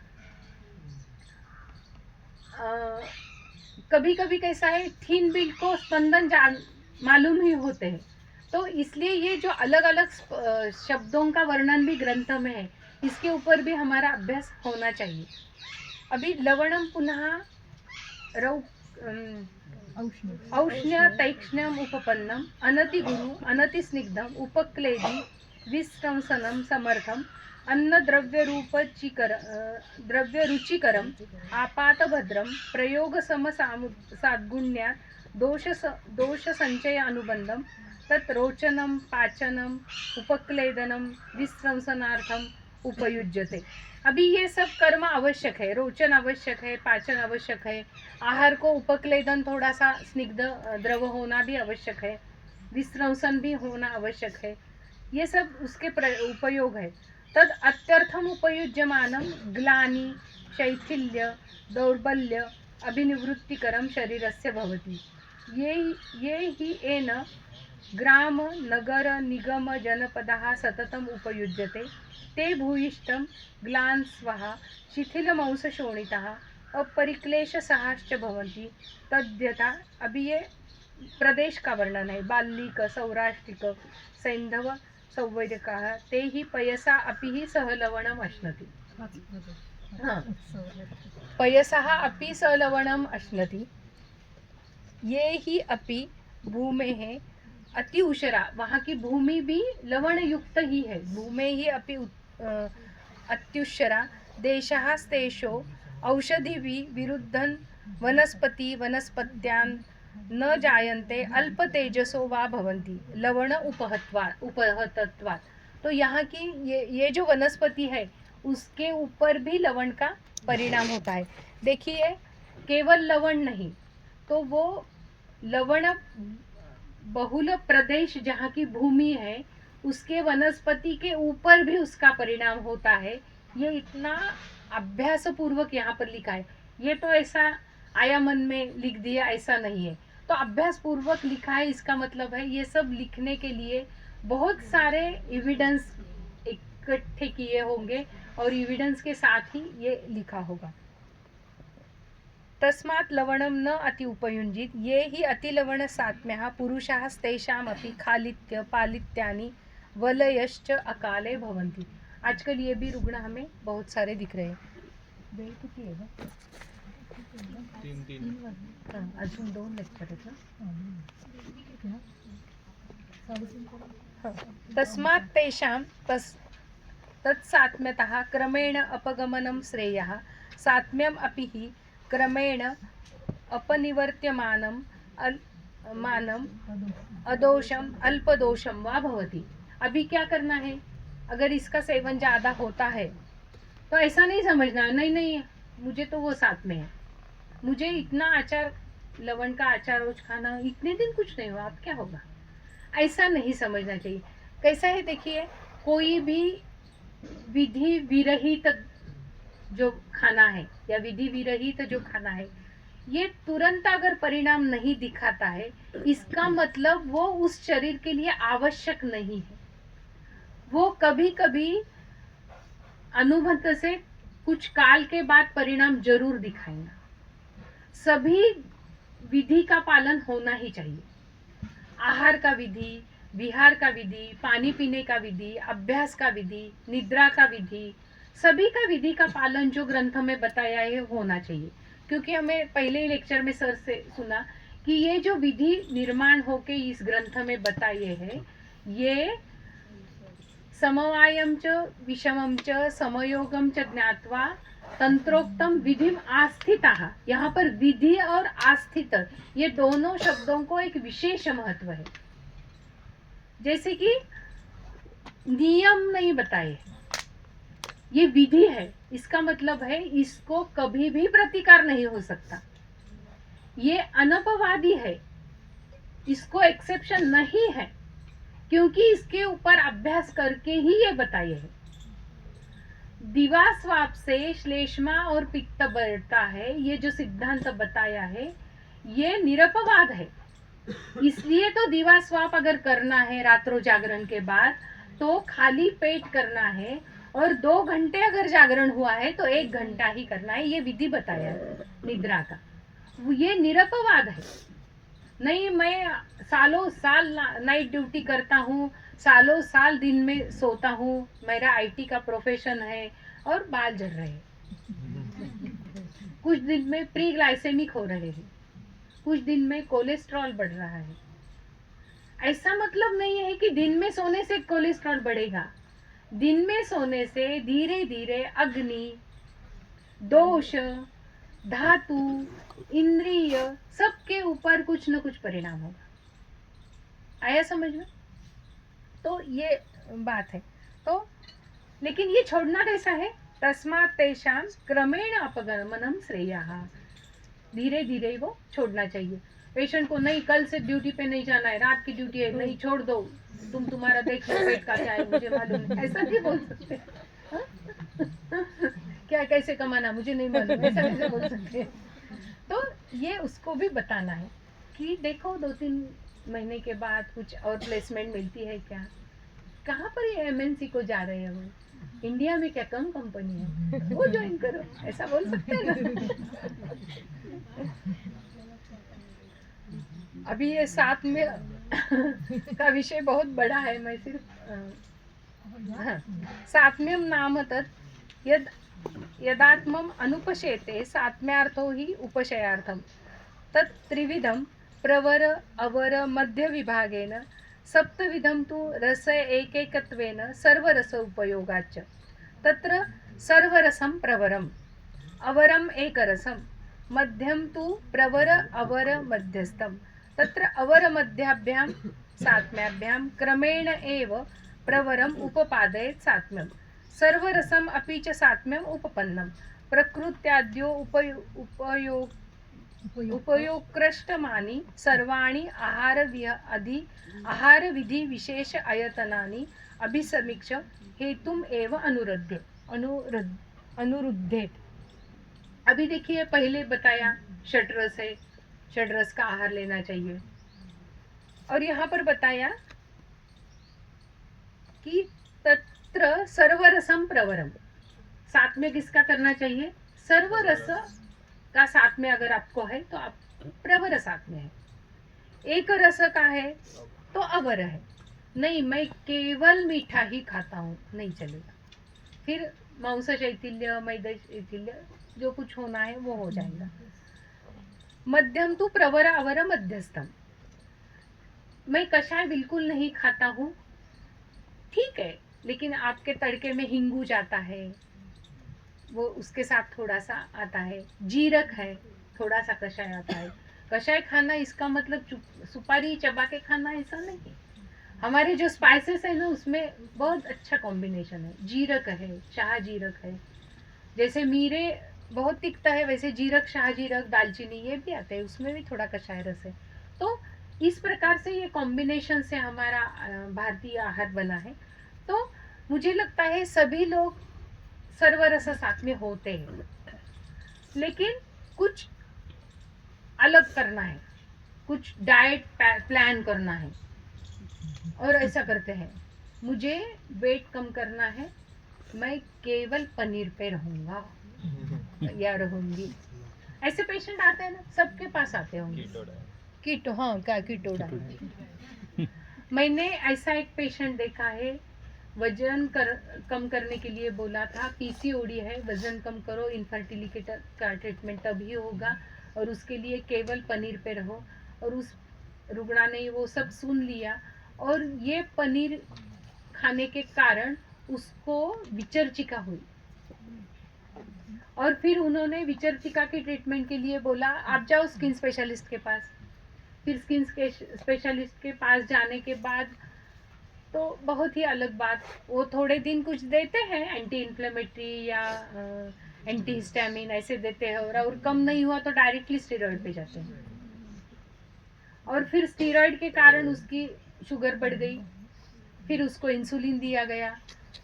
पीसीओडी की भी ट्रीटमेंट इंसुलिन है, शुगर की भी ट्रीटमेंट इंसुलिन है, और ये सभी ट्रीटमेंट में 3 से 4 साल गए, और फिर जो फर्टिलिटी का एज था वो भी चला गया। और फिर गायनेकोलॉजिस्ट ने बोला आपका एएमएच कम हुआ है, अभी आप तो पॉसिबल ही नहीं है, आपको आईवीएफ करना पड़ेगा। जब वो मेरे पास आ गई तो मैंने बोला इतने दिन क्या कर रही थी, क्यों गए नहीं आयुर्वेदिक डॉक्टर के पास, मेरे पास नहीं, क्यों नहीं गए? तो उन्होंने ये पहली सब हिस्ट्री बताई, और फिर मैंने केवल उनको आहार के विधि बताए, व्यायाम बताया, उसका स्ट्रेस कम करने के लिए 3 महीने हम इनफर्टिलिटी के लिए कुछ नहीं करेंगे ऐसा बताया। 3 महीने उसमें से उसका पूरा स्ट्रेस चला गया। फिर हमने उसको विरेचन दिया, फिर बस्ती की, और फिर मैंने उत्तर बस्ती का प्लान भी किया था, लेकिन उस उत्तर बस्ती के पहले ही उसके मेंसेस मिस हो गए और प्रेगनेंसी टेस्ट पॉजिटिव आ गई। मैंने बोला एएमएच को मैं नहीं देखूंगी, अभी भी मालूम नहीं उसका एएमएच कम ही होगा, मुझे नहीं मालूम, मैंने किया ही नहीं। लेकिन उसको एक अभी लड़की है, और वो लड़की के साथ अभी ऑस्ट्रेलिया में। तो ऐसा होता है, इसलिए ये सभी हमें जानना बहुत जरूरी है। और ये मुझे अब आप मुझे बोलेंगे कि वो पनीर और एएमएच का क्या रिलेशन बताओ, मैं क्षमा चाहूंगी, मैं नहीं बताऊंगी, लेकिन मेरा नियम है सर्वरसाभ्यासाम प्रवरम, ये मेरा नियम है, और वो 1 दिन करूंगा 2 दिन करूंगी नहीं, आयुष्य भर करना है। और दूसरी मैं एक बात मेरे पेशेंट को बताती हूँ, तेरे मम्मी ने कभी ऐसा किया था क्या? उसने कलाकंद भी नहीं ज्यादा खाया हुआ कभी तभी। पहले तो मेरे तो मालूम है घर में अगर दूध फटता है ना तो कलाकंद बनता है, पहले ऐसा था, दूध फटने के बाद उसका ही थोड़ा सा कलाकंद बना, ऐसे कलाकंद थोड़ा सा बाजार से लाते थे, इतना मीठा तो नहीं खाते थे। तेरे मम्मी ने नहीं खाया ये पनीर और उसके ही जीन तुझ में है, तो तेरे जीन को वो कैसे सूट करेंगे? नहीं करेंगे। ऐसा बोलने से भी कोई पेशेंट समझ जाते हैं, कोई बोलते हैं नहीं ये आयुर्वेद और जीन एकत्र कर रही है मैडम ऐसे भी बोलते हैं, इधर का जीन लेते हैं इधर का आयुर्वेद लेते हैं, ये क्या कर रहे हैं? मांसाहार केले बी यही बताया ना मॅडम, की म्हणजे जे पिढीने जे खात आलेले हां. आहेत त्यांनाच फक्त मांसाहार सहन होईल आणि बाकीच्यांनी नवीन जे करतायत कोणते नवीन नहीं जो बोल दिया मांसाहार अभी. करते हैं वो मांसाहार के बारे में बोल रहे थे कि जिनके पीढ़ी में नहीं है मांसाहार, जिन्होंने कभी नहीं खाया, अभी नया शुरू किया जो नॉनवेज जो पीढ़ियों से खाते हैं ना उन्हीं को नॉनवेज सूट होगा, ऐसा कहीं तो पढ़ा था मैंने कोई रेफरेंस नहीं बता पाऊंगा. अभी देखिए हमारे पास B12 डिफिशियंसी के पेशेंट आते हैं और डॉक्टर क्या बोलते हैं कि आप नॉनवेज नहीं खाते इसलिए है, लेकिन 5 नंबर के लोग अगर हमारे सामने ऐसे हैं तो उसके साथ में हम 10 लोगों को खड़ा कर सकते हैं जो नॉनवेज नहीं खाते हैं और उनको B12 डिफिशियंसी नहीं है ना? हाँ, जो खाते हैं उनमें भी होती है। क्योंकि वो कैसे खाते हैं वो सब, और ये जो हमारा जो उसको नहीं, ये जो मैरिनेट करके, ये जो हमारा है ना, जो द्रव्य समुदायकत्वेन परिणामम, ये ज्यादा इम्पोर्टेंट है। जो विधि के साथ जो आहार्य द्रव्य और दिया है उसका समुदाय का परिणाम हमारा शरीर, हमारे शरीर का यंत्र, रस, रक्त, मांस, मेद, विटामिन, मिनरल्स, B12 सभी बनाने को समर्थ है। B12 डायरेक्ट देना जरूर नहीं, वो 2 दिन रहेगा बाद में चला जाएगा यूरिन के साथ। हमारे शरीर की जो फैक्ट्री है वो षड्विध रसयुक्त आहार, चतुर्विध आहार के साथ, ऋतु पालन के साथ, विधि के पालन के साथ अगर रहता है तो इसकी जिम्मेदारी हमारे शरीर की फैक्ट्री के ऊपर है, वो सब बना लेगा। मेरे गुरु थे कैलाशवासी वैद्य भावी साठे सर, शारीरिक क्रिया के बहुत बड़े प्रोफेसर थे। वो हमेशा हमें बोलते थे कि ये सब सब्जी, रोटी, दाल, चावल से रस, रक्त, मांस बनता है, ये शरीर के बाहर बना के दिखाओ, हो सकता है? ये है पॉसिबल? कोई भी लैबोरेटरी में ये पॉसिबल नहीं है पूरे विश्व के। प्रोटीन, अमाइनो एसिड्स, फैट से कुछ न कुछ मिलेगा, कोलेस्ट्रॉल बना पाएंगे, कुछ और बना पाएंगे, लेकिन दाल, चावल, सब्जी, रोटी से रस, रक्त, मांस बना पाएंगे शरीर के बाहर? अगर वो नहीं बना पाते हैं तो शरीर के लिए जो सूक्ष्म सूक्ष्म घटक लगते हैं, जिसको आप B6 बोलेंगे, B12 बोलेंगे, विटामिन D बोलेंगे, E बोलेंगे, वो भी बन पाए, वो भी मिनरल से। लेकिन आप एक्वागार्ड का पानी पिएंगे, कैसे हो? अंतरिक्ष जल बोला है, नहीं तो नहीं, टैप वाटर तो पी लो जाने दो अपना सब्जेक्ट। B12 पुन्हा B12 वरच आले.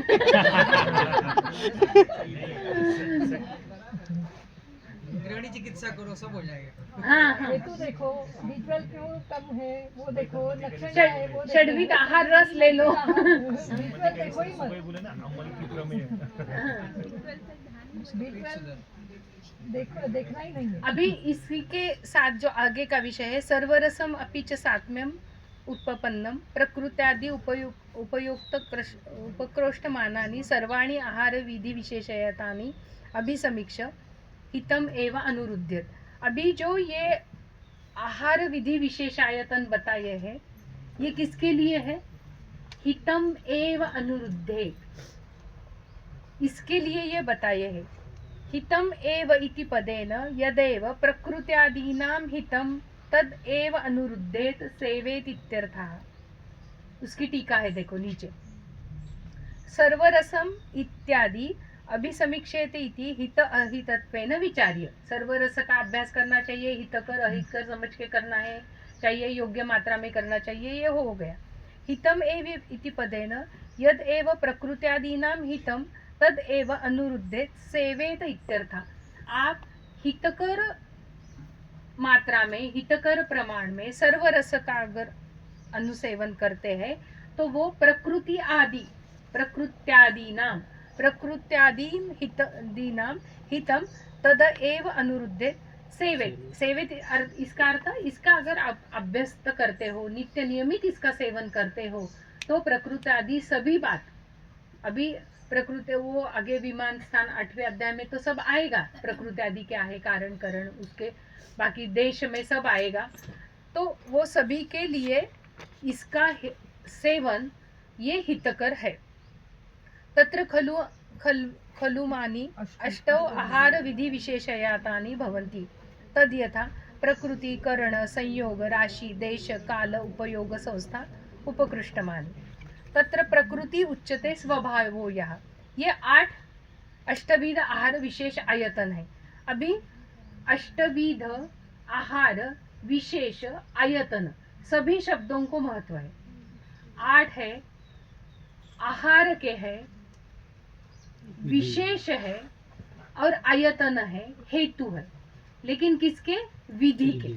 आहार विधि के 8 प्रकार के विशेषत्व से हेतु के स्वरूप में मिलने वाले ये सभी चीजें हैं। तत्र प्रकृति उच्यते स्वभावो यास पुनः आहारो औषध द्रव्याणां स्वाभाविको गुर्वादिगुणयोगः तद्यथा माशमुद्गयोः शुकर एणयोश्च। प्रकृति इसका मतलब स्वभावतः गुरु होना, लघु होना, तो माश गुरु है और मुद्ग लघु है। आज का हमने दाल देखा, कैसा था? गुरु था, कितना पिछिल था ना, गाढ़ा था, माश का था। अगर मुद्ग का पानी लिया तो वो कटोरी को भी नहीं लगता कटोरी को भी नहीं लगता, तो इतना वो लघु रहता है। करणम पुनः स्वाभाविकानां द्रव्याणाम अभिसंस्कारः, ये भी बात महत्वपूर्ण है कि द्रव्य के ऊपर जो हम संस्कार करते हैं उसका परिणाम द्रव्य के गुण बदल में होता है। संस्कारो ही गुणांतराधान, संस्कार से गुण बदलते हैं। ते ही गुणाः तोयम अग्निसन्निकर्ष शौच मंथन देश काल वासन भावनादिभिः काल प्रकर्ष भाजनादिभिश्च अभिधीयन्ते इति। अभी देखिए, मैंने वो मंथन से जो लोणी निकलता है उसका भी बताया। अगर हमने क्रीम देखा और लोणी देखा, हाथ लगाने से ही समझ में आता है। लोणी का एक गुण बताया है मसृण, इसका मतलब उसको हाथ लगाने से भी वो हाथ को नहीं लगता, इतना उसमें मसृणता रहती है। और इसका ही परिणाम वो जब शरीर में जाता है ना, तो कहीं पर भी चिपकता नहीं है, केवल उसके गुण शरीर के रस के साथ संपूर्ण शरीर में जाते हैं।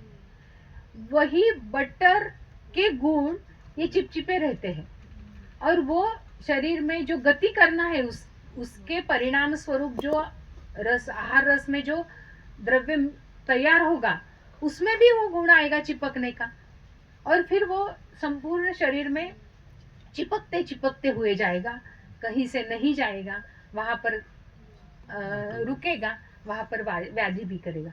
साक्षात बटर नहीं है, बटर से निर्माण होने वाला आहारीय रस बोल रही हूं मैं, नहीं तो आप बोलेंगे इधर से बटर उधर से निकाल के दिखाओ, ऐसा नहीं होगा। आया समझ में? गुण से कैसा बदल होता है, और कितने गुण सिंपल है। देखो, तोय पानी में भिगो के रखना, शौच म्हणजे जैसे हम बोलते हैं ना, चावल अच्छे से धो के लेना है। आप अगर कुछ YouTube पे रेसिपी देखते हो ना, तो जो ढोकले की रेसिपी होती है, चावल का ढोकला है या चावल की इडली है, तो वो बोलते हैं अगर वो बहुत हल्की होनी चाहिए ना, तो चावल 2-4 बार ज्यादा धो के ले लो। क्यों बोलती है? बोरिक पाउडर जाने के लिए नहीं है, चावल को हल्का करने के लिए होती है। तो ये शौच, ये एक संस्कार है, इससे भी। और जो वैद्य उत्तम स्वयंपाकी है ना, वो उत्तम औषधि निर्माण भी कर सकता है। तो गुणांतराधान होता है और गुरु से द्रव्य लघु भी हो जाता है। और एक ये है कि वासन इसका मतलब कुछ दिन तक रखना, वैसे ही संग्रहित करना और रखना, ये भी बहुत महत्वपूर्ण है। जैसे कि पक्व अवस्था में फल लेना चाहिए औषधि का भी, उसी प्रकार उसको संग्रहित करना भी महत्वपूर्ण है। कुछ औषधि द्रव्य संग्रहित करने पड़ते हैं, किसी को कुछ भावना दे के संग्रहित करने पड़ते हैं। इसका एक उदाहरण मैं बताती हूँ कि वमन के लिए मदन फल पिप्पली, तो मदन फल पिप्पली कैसे विशिष्ट ऋतु में विशिष्ट प्रकार से संग्रहित करके उसको मधु सैंधव भावित करना है, फिर उसको धान्य राशि की पूट देना है, और फिर वो धान्य राशि के पूट में वो मदन फल पकने के बाद उसमें से वो पिप्पली निकालनी है।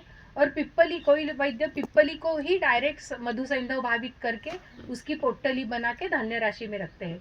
जब मैं पीजी कर रही थी तब मेरे साथ में एक और स्टूडेंट जो किन्वट एरिया का था, वहाँ पर मदन फल के बहुत झाड़ है, पेड़ है, तो उसने वहाँ की मदन फल पिप्पली ला के प्रोवाइड की थी।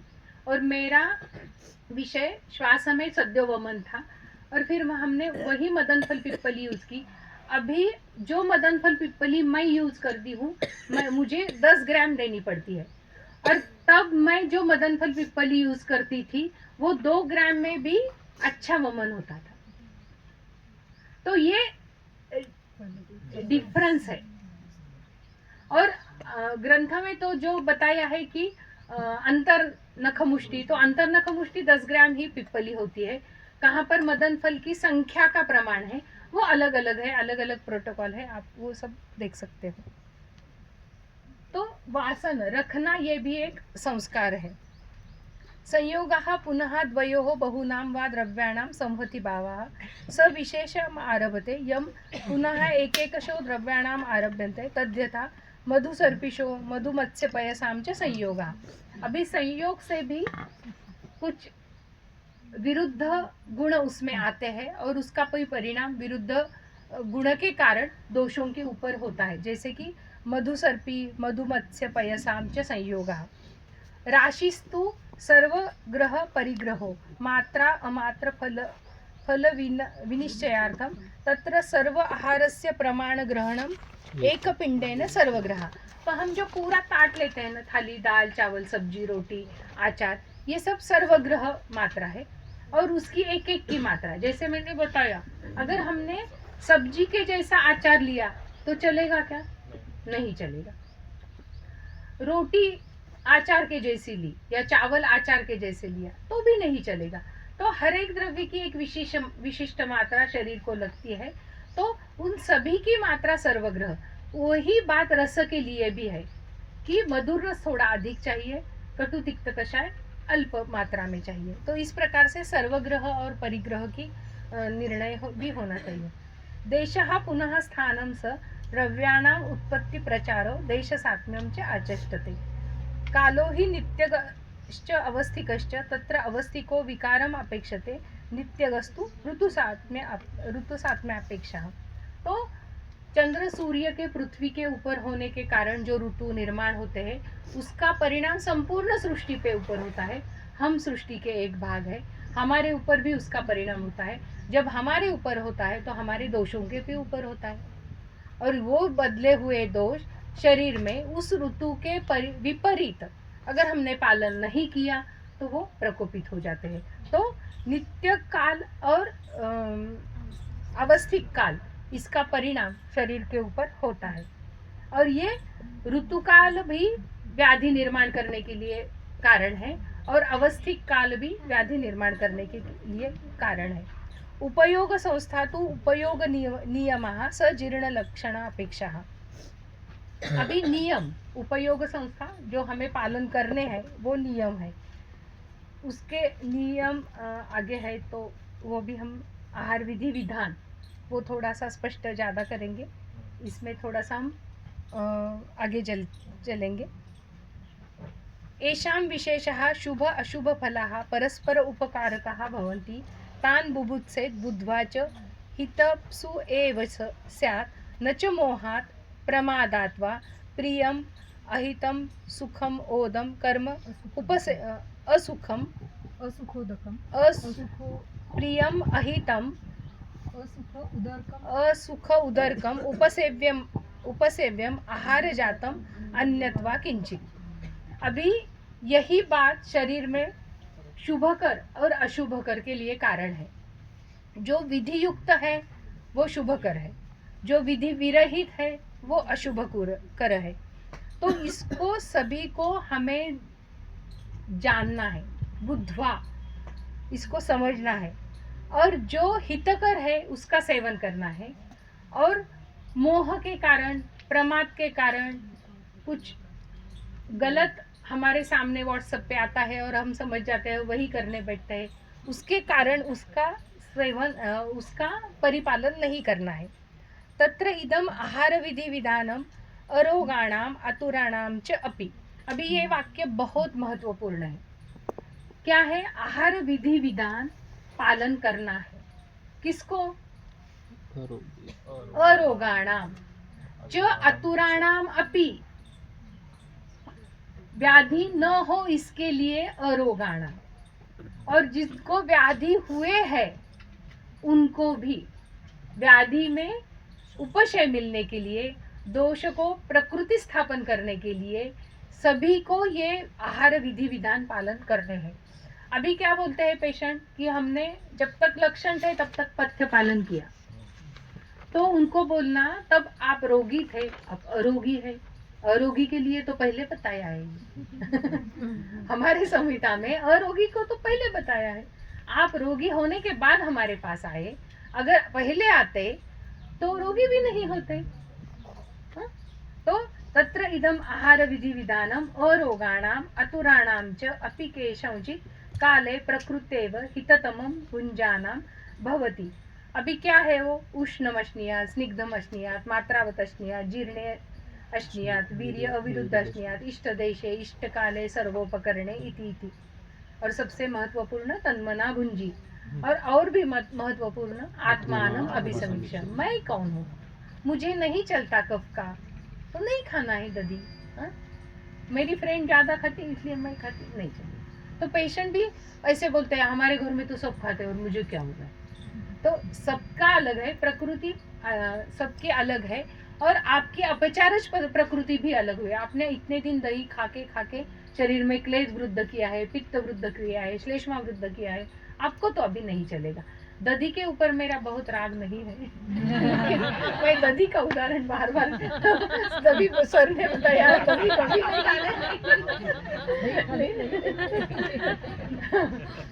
नाही ते आयुर्वेदवाले नाही ना, दही सोप्पं आहे एकदम.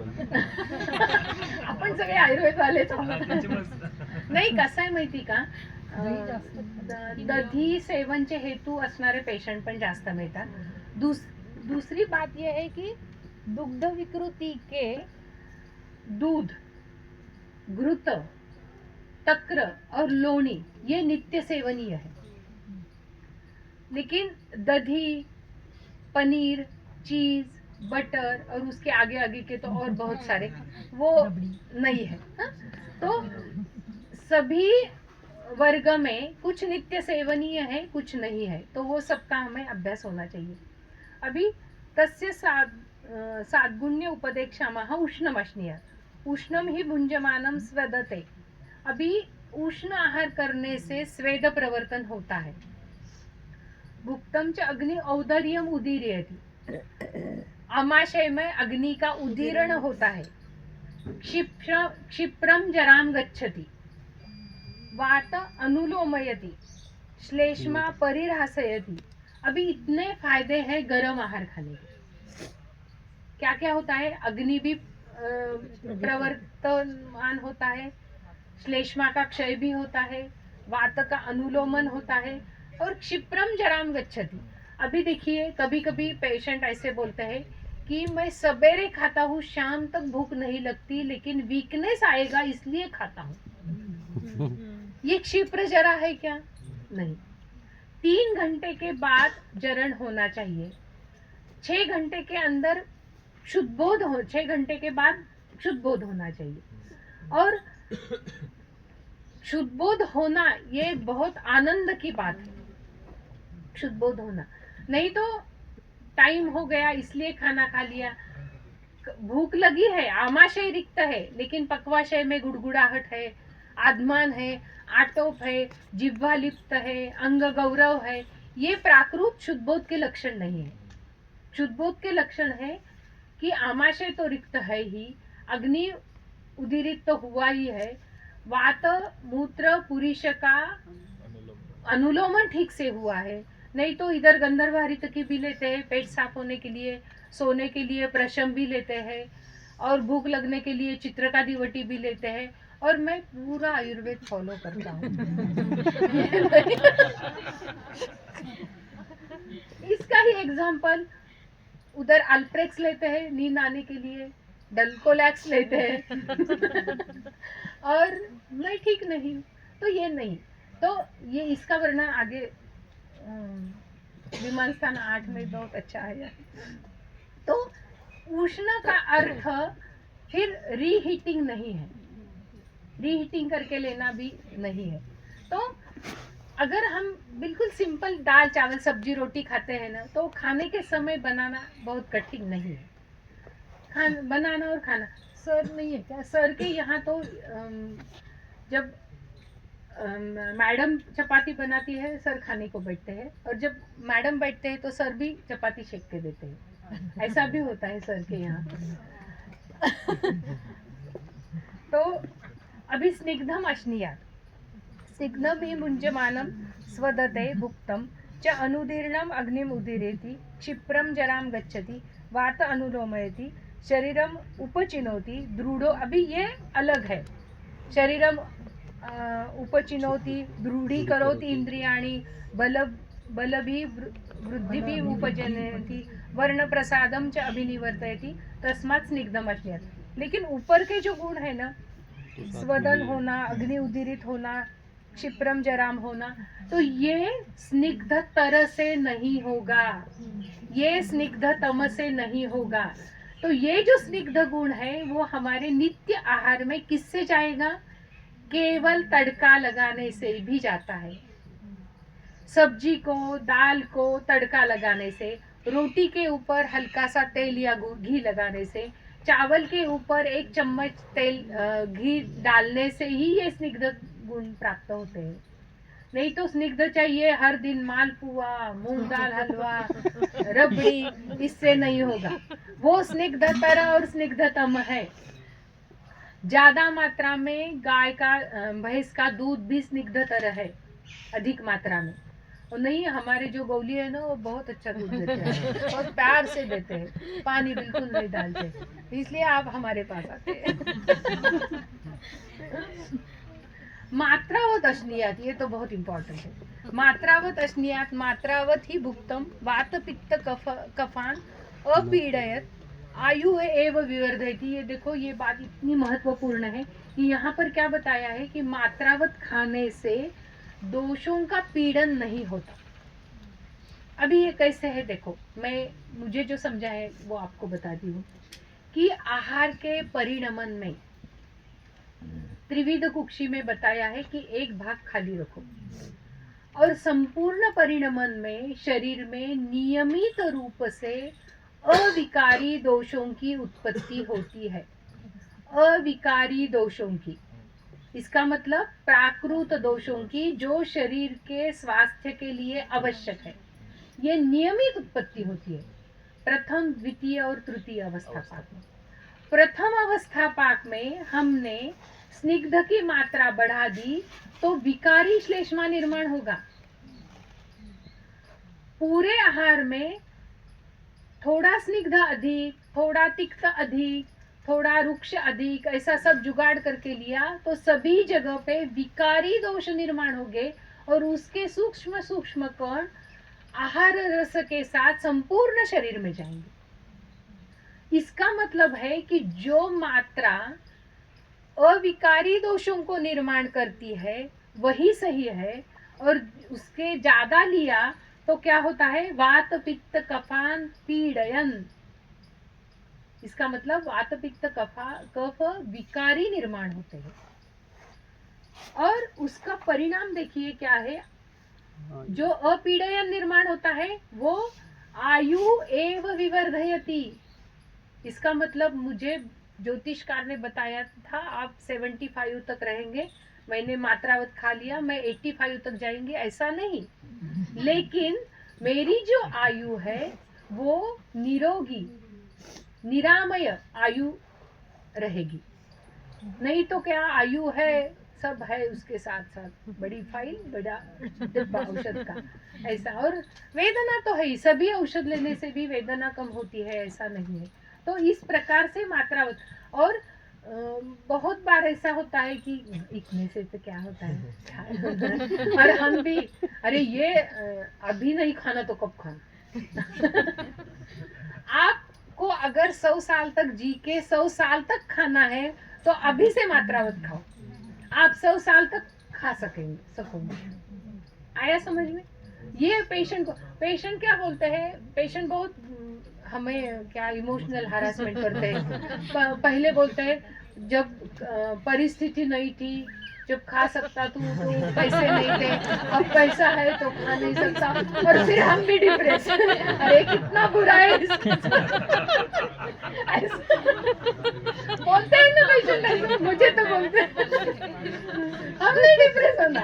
उसको बोलना आपकी आयु नियत है, उतनी है, उतने दिन तक अगर खाना है तो मैं जो बोलता हूँ। पेशेंट उससे भी ज्यादा होशियार रहते हैं, बोलते मेरी आयु ही कम है तो फिर अभी छोड़ दिया। तो फिर बोलना ये पूरी आयु बढ़ाने की ले लो, ये पूरी ये थोड़ी महंगी है। ऐसे टाइम में मैं नाड़ी पे हाथ रखता बोलता है 85 ईयर्स। हाँ, वेरी गुड। यही युक्ति से ही हमें पेशेंट आया समझ में। तो मात्रावत बहुत इम्पोर्टेंट है, नहीं तो क्या आज वो सांबार अच्छा था, थोड़ा अधिक मात्रा, आगे के पीछे के लोगों को रहा ही नहीं आज। जो लास्ट में खाने को आए ना उनको वो केली का सांबार रहा ही नहीं। वो सांबार था लेफ्ट साइड का था, राइट साइड का नहीं। ये सांबर है। हाँ, ठीक है, ये विनोद की बात है। हाँ ना, आगे का जीर्णे अश्नीय अजीर्णे ही भुञ्जानस्य अभ्यवृतम आहार जातम पूर्वस्य आहारस्य रसम अपरिणतम उत्तरेण आहार रसेन उपसृजत। सिंपल मैं बताती हूँ कि खाना जरण होने के बाद खाना चाहिए। अजीर्ण खाना इसका मतलब क्या है, पहले खाने का आहार का परिपूर्ण आहार रस में परिणमन हो न होते हुए उसके ऊपर खा लिया तो वो अजीर्णे अश्नीयात है। हमें जीर्णे अश्नीयात रहना है। ये क्या करता है देखो, सर्वान दोषान प्रकोपयति आशु, तीनों शब्द महत्व है। सर्व दोष प्रकोपक है और आशु दोष प्रकोपक है। अजीर्णे अश्नीयात से अलसक विसूचिका तक गंभीर व्याधि भी हो सकते हैं। और इसका बहुत अच्छा वर्णन मात्रा शीतीय में किया है, चरक में भी और अष्टांग हृदय में भी। तो इतना और हम बोलते हैं कि त्रिदोष व्याधि हो गया तो असाध्य है, सन्निपात हो गया, अब मैं मरने वाला हूँ। और ये अजीर्ण अश्नीयात से त्रिदोष प्रकोप है। और अजीर्ण अश्नीयात, अभी देखो हम भी थोड़ा पीछे के 8 दिन सोचो, हम सब हमारे पीछे के 8 दिन देखो, दिवाली के दिन क्या क्या किया हमने। सोचो क्या क्या था हमारे घर में। सभी बार हमने जीर्ण अश्नीयत किया, मैंने भी नहीं। तो इतना इसको ध्यान देना चाहिए। पेशेंट को केवल पहिलं पचल्यावर खा बरं का असं सांगून नाही चालणार, उसको बोलना चाहिए कि जरण का मतलब क्या है। उद्गार शुद्धि होनी चाहिए, उत्साह होना चाहिए, मल विबंध नहीं होना चाहिए, सृष्ट विमूत्र होना चाहिए, उदर लाघव होना चाहिए, अंग लाघव होना चाहिए। सवेरे उठने के बाद फ्रेश लगना चाहिए। उठने के बाद अरे 10 मिनट नहीं, ये अजीर्ण का भी लक्षण हो सकता है। मेरे सर कैलाशवासी बिंदु माधव गट्टी सर जिह्वा परीक्षण, मल परीक्षण और उदर परीक्षण के ऊपर बहुत ध्यान देते थे। और वो बताते थे उदर कितना मृदु है, और वो बोलते थे हम आटा बनाते हैं ना घर में रोटी बनाने का, उतना मृदु उदर होना चाहिए। और लास्ट फॉलोअप के टाइम वो पेशेंट का हाथ उसके पेट पे है, इतना मृदु चाहिए, ये मैंने दवा से बनाया है, ऐसा ही रखना है, ऐसा बोल तो सर्वान दोषान प्रकोपयति आशु जीर्णे तु भुंजानस्य स्वस्थानेषु जीर्णे भुंजानस्य क्या होता है स्वस्थानेषु दोषे अग्ने च उदीर्णे जातायां च बुभुक्षायां विवृत्तेषु च स्रोतसा मुखेषु विशुद्धे उद्गारे हृदये विशुद्धे वातानुलोमे विसृष्टे वातमूत्रपुरीश वेगेषु अभ्यवृतम् आहारजातं सर्वशरीरधातून् प्रदूषयन् आयुः एव अभिवर्धयति केवलं तस्मात् जीर्णे अश्नीयात् वीर्य विरुद्धम अश्नीयात् वीर्य अविरुद्धम अश्नीयात् अविरुद्ध वीर्यम अश्नं हि विरुद्ध वीर्य आहारजैः विकारैः अनुपसृज्यते तस्मात् वीर्य अविरुद्धम अश्नीयात्। ये थोड़ा विस्तार से आगे के अध्याय में विरुद्ध अध्याय में वो अगर हमें शाम को टाइम मिलेगा तो तब हम स्पष्ट करेंगे उसका। इष्ट देशे इष्ट सर्वोपकरणे स्थान स्वच्छ होना चाहिए, सभी बातें, नहीं तो चमचा नहीं है हाथ से कैसा कहूँ, ताक पीने के लिए ग्लास नहीं है, ऐसा नहीं है, सभी योग्य होना चाहिए। इष्ट देशे इष्ट सर्वोपकरणे च अश्नीयात् इष्टे ही देशे भुंजानो न अनिष्ट दशजैः मनोविघातकार कर भावैः मनोविघातम, ये उसका एक अंगल भी है। विघातम प्राप्नोति तथैव इष्टे सर्वोपकरणे तस्मादिष्टे, जैसे कि कई जगह निषिद्ध होती है, जैसे कि स्मशान के पास या कुछ दुर्गंधी जहाँ पर है, ऐसे जगह पे नहीं खाना है। न अतिद्रुतम अश्नीयात् अतिद्रुतम ही भुंजानस्य अति भुंजानस्यो स्नेह काय गहे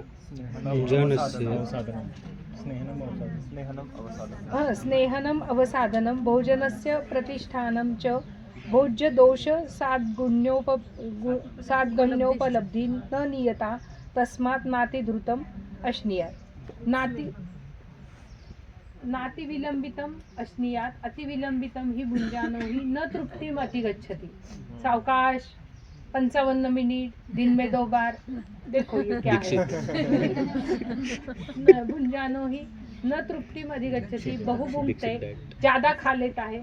शीति भवति आहार जातम विषमम च पच्यते तस्मात् नाति विलंबितम अश्नीयात्। मेरे पास एक कृमि की रुग्ण आई थी और वो कितना खाती है उसको समझ में ही नहीं आता था, छोटी बच्ची थी, क्योंकि हाथ में मोबाइल नहीं तो सामने टीवी चालू, और क्या मम्मी देती है, कितना खाती है, और बार बार कृमि, ये उसका हेतु था।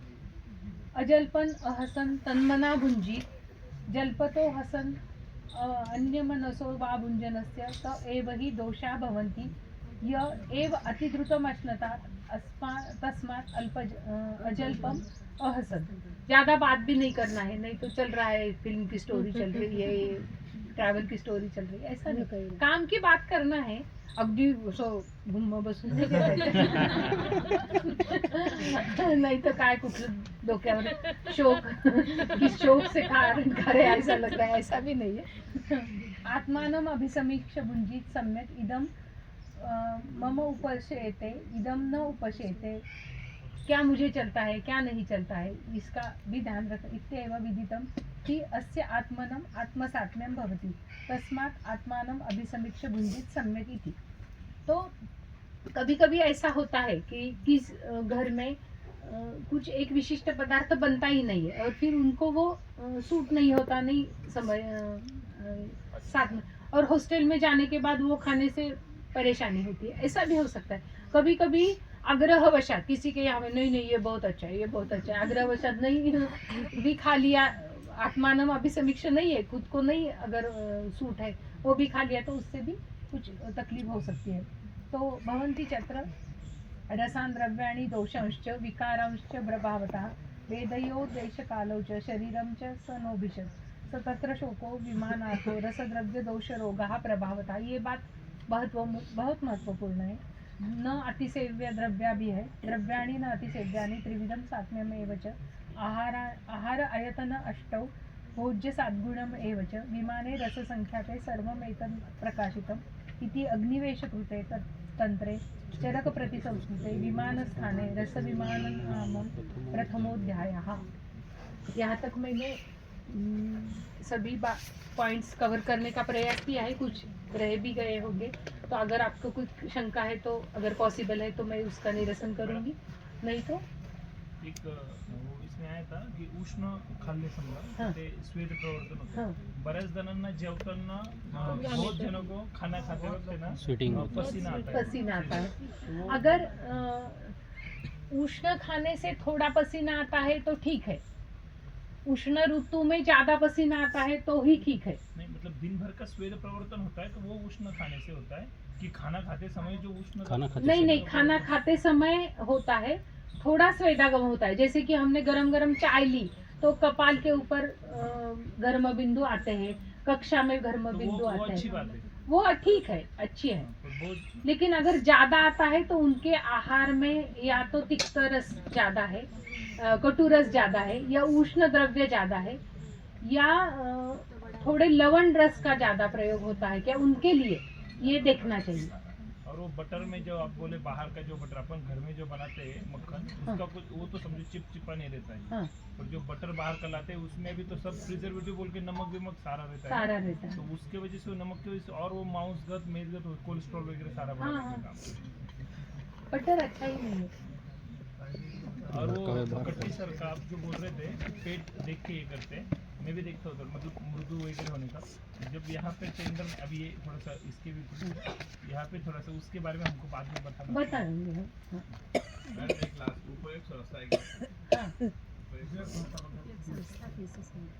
उपयोग संस्था बताना है।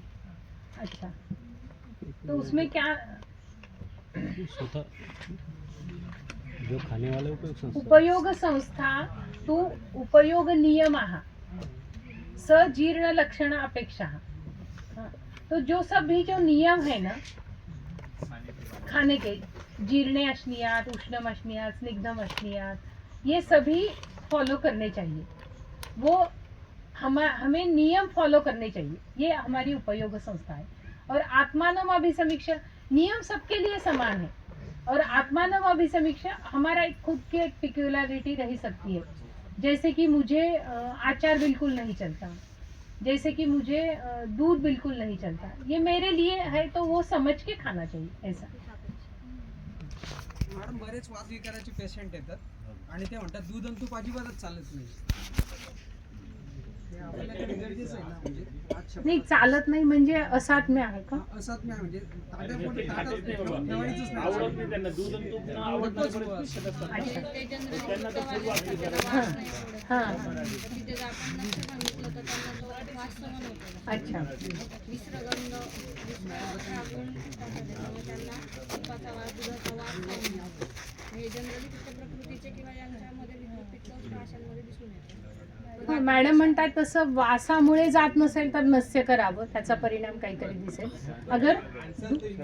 हाँ है, हाँ है, हिंदी में देखो। अभी उनका एक क्वेश्चन था कि वात व्याधि के रुग्ण है और उनको दूध और घृत, क्षीर और घृत सहत्व नहीं रहता। अगर उनको दूध के स्मेल से वो नहीं ले सकते या घृत के स्मेल की वजह से नहीं ले सकते तो उनको नस्य करना चाहिए। नस्य से उनका उसका गंध द्वेष कम हो जाएगा, ये मैडम का भी अनुभव है। दूसरी बात ये है कि घृत नहीं लेना, ये जो आजकल के रुग्ण में एक विचार है वो कोलेस्ट्रॉल की वजह से है या आधुनिक वैद्यों ने उनको जो बताया है उसके कारण है, तो वो निकालने के लिए हमें समर्थता बढ़ानी चाहिए, एक बात है। और अगर दूध नहीं, दूध से किसी को विरेचन भी होता है मृदु कोष्ठियों को, तो ऐसे रुग्ण में दूध या चावल, दूध के साथ थोड़ा सा, अधिक मात्रा में नहीं, चावल के साथ, लेकिन उसमें नमक नहीं डालना है, नहीं तो रोटी और दूध एक साथ, या अगर वो चाय लेते हैं तो थोड़ा दूध की मात्रा बढ़ाना है, या क्षीरपाक करना है। क्षीरपाक ये औषधि के तरफ जाएगा। क्षीरपाक तो बहुत सारे हम कर सकते हैं, अगर वात व्याधि का ही रुग्ण है तो उसको क्षीरपाक के लिए हम शतावरी, अश्वगंधा, बला, शुंठी, ये ऐसे औषधि द्रव्य से हाँ काही या घरच्याचे कॅप्सूल्स असतात ना त्या देऊन टाकतो. नाही घेतलं तर मग कॅप्सूल काही वेळेला तूप बाहेरचं असतं त्याला वास येतो. हो हो त्याच्यामुळे पण होतं. मग ते घरी आणून विड्याच्या पानाने शुद्ध केलं तरी होतं, वास लागत नाही. नहीं घृत पुराण घृत का तो बहुत ज्यादा दुर्गंध आता है और पेशेंट नहीं ले सकता। और आज हम जो प्रिपेयर्ड बाहर के फार्मेसी का जो घृत लेते हैं ना, वो क्रीम से बना हुआ घृत रहता है और उसको बहुत जल्दी स्मेल आता है। तो मेरा तो कहना है कि बहुत सारे वैरायटी में घृत का उपयोग चिकित्सा में करने के बजाय हम हमारे 2 या 3 घृत डिसाइड करेंगे और वो खुद बनाएंगे। ये बात मैं करती हूँ। मैं केवल 2 ही घृत यूज करती हूँ, एक प्लेन वासा घृत और दूसरा प्लेन यष्टि घृत, और प्रिस्क्राइब सिर्फ दाढ़ी मादी घृत करती हूँ। बाकी बहुत सारे घृत मैं नहीं करती। और अगर शोधन के पूर्व देती हूँ तो तिक्त घृत बना के देती हूँ, पंचतिक्त नहीं तो एक कौन सा तो भी तिक्त, गुड़ूची का नहीं तो वासा का, ऐसा कुठला कौन सा तो भी एक तिक्त घृत बना के देती हूँ। तो पंचतिक्त महातिक्त घृत ये बनाना, जिनका बहुत बड़ा सेटअप है, बहुत सारे लोग हैं, वो बना सकते हैं, अकेला आदमी कुछ नहीं कर सकता। लेने के लिए वही हाँ। तो धन्यवाद, आप सभी ने सुन लिया।